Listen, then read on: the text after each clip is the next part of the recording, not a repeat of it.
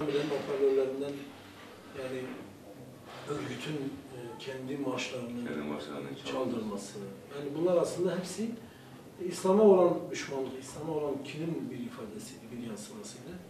Şeylerin, Müslümanların belki bazı noktalarda eksiklerini görmelerine sebep oldu.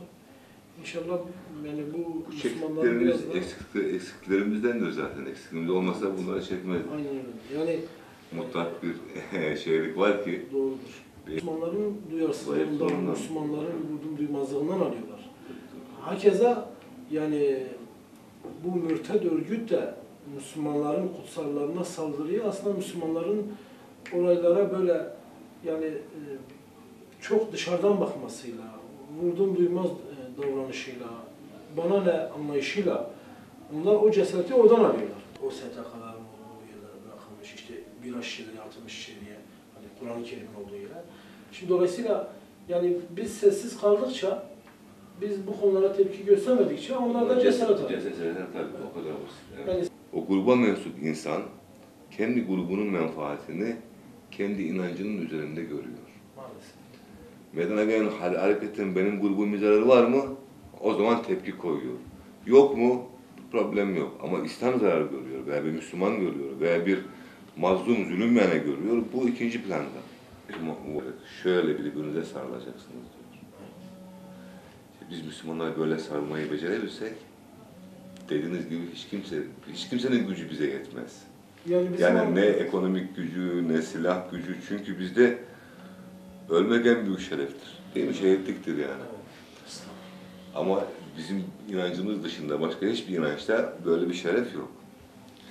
En kolay yolu parçalamak, bölmek, birbirine düşman etmek, kardeşi birbirine vurdurmak ve bu plan maalesef işliyor. Tabii ki bu din sadece benim anladığım gibidir iddiası da doğru değil. Bu din Allah'ın dinidir. Biz anlayabildiğimiz kadarıyla istifade edebiliyoruz. Müslümanın rahatsızlık duymaması bu tarif edilemez bir şeydir yani. İşte biz basın açıklaması yaptık o Mescid-i Aksa ile ilgili. Türkiye'de çok değişik yerlerinde bunları tekrar ettik. Tabii bu Orta Doğu'daki son gelişmeler İsrail'i hepten cesaretlendiriyor. İşte Irak yok artık öyle bir ülke. Mısır zaten onların himayesine girdi. Libya zaten yok. Suriye'de şimdi hepten bitiyor.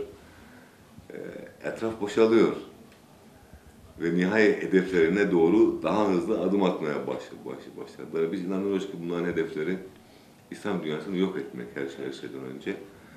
Ve onların kutsal kabul ettikleri ki bir kısmı Anadolu'nun içerisine giren bir coğrafyayı ele geçirmek. Temel amaç budur. Biz bunu 45 yıldır anlatıyoruz ama maalesef birçok insan bunu hayalcilikle değerlendirdi. Bizi hayalci olarak suçladılar. Çok sağ olun.